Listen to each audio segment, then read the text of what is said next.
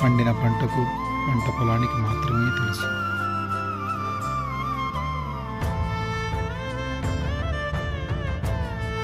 ఓ రైతన్న, కష్టమైన నష్టమైన నేల తల్లిని నీవు నమ్మి 10 మంది ఆకలి తీర్చాలనే తపనతో